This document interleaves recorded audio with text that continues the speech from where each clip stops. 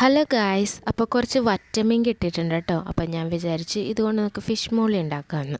അപ്പോൾ ഫിഷ് മോളിക്ക് നല്ല ദേശീയമുള്ള മീനൊക്കെയാണല്ലോ ആവശ്യം. അപ്പോൾ ഇത് നമുക്ക് മാരിനേറ്റ് ചെയ്യാൻ വേണ്ടി മാറ്റി വെക്കാം. അപ്പോൾ അതിനായിട്ടുള്ള സാധനങ്ങളൊക്കെ ഞാൻ ഇവിടെ സ്ക്രീനിൽ എഴുതി കാണിക്കുന്നുണ്ട് കേട്ടോ.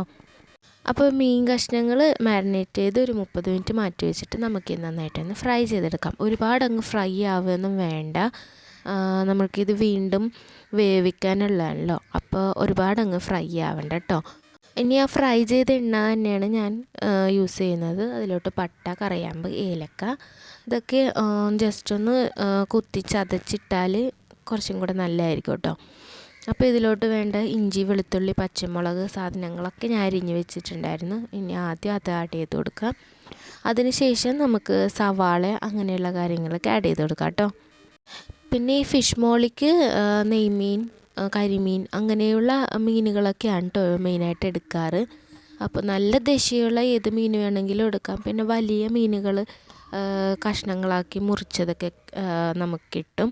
അപ്പോൾ അതൊക്കെ വെച്ചിട്ട് ഫിഷ് മോളി ഉണ്ടാക്കാൻ പറ്റും കേട്ടോ. അപ്പോൾ ഈ വറ്റമീൻ നല്ല ദേശീയമുള്ള മീനായതുകൊണ്ട് ഞാൻ വിചാരിച്ചു അത് ഫിഷ് മോളി ആക്കാമെന്ന് കരുതിയിട്ടാണ് ഞാനിങ്ങനെ ട്രൈ ചെയ്യുന്നത്. അപ്പോൾ സവാളയൊക്കെ വാട് വന്നപ്പോഴത്തേക്കും ഞാൻ ഇതിലോട്ട് 2 പാലാണ് ഒഴിച്ചു കൊടുത്തത്. കുറച്ച് കുരുമുളക് പൊടിയും കൂടി ഇട്ട് കൊടുത്തു. അത് കഴിഞ്ഞ് നല്ലോണം തിളച്ച് വന്നപ്പോഴത്തേക്കും ഫ്രൈ ചെയ്ത് വെച്ച മീൻ കഷ്ണങ്ങളൊക്കെ ഇട്ട് അതൊന്ന് മുക്കി വെച്ച് കൊടുത്തു കേട്ടോ. ഇനി ഇതിൻ്റെ മുകളിലേക്ക് തക്കാളി വട്ടം വട്ടം അരിഞ്ഞത് വെച്ച് കൊടുക്കുന്നുണ്ട്. എന്നിട്ട് ഇത് നമുക്ക് അങ്ങനെ തന്നെ മൂടി ഒരു 5 മിനിറ്റ് വെക്കാം. എന്നിട്ട് തുറന്നു കഴിയുമ്പോഴത്തേക്ക് നല്ല അടിപൊളി മണമായിരിക്കോട്ടെ വരുന്നത്. ഒരു രക്ഷയില്ലാത്ത ഐറ്റമാണിത്. എന്നിട്ട് നമുക്കിതിലോട്ട് 1 പാൽ ആഡ് ചെയ്ത് കൊടുക്കാം.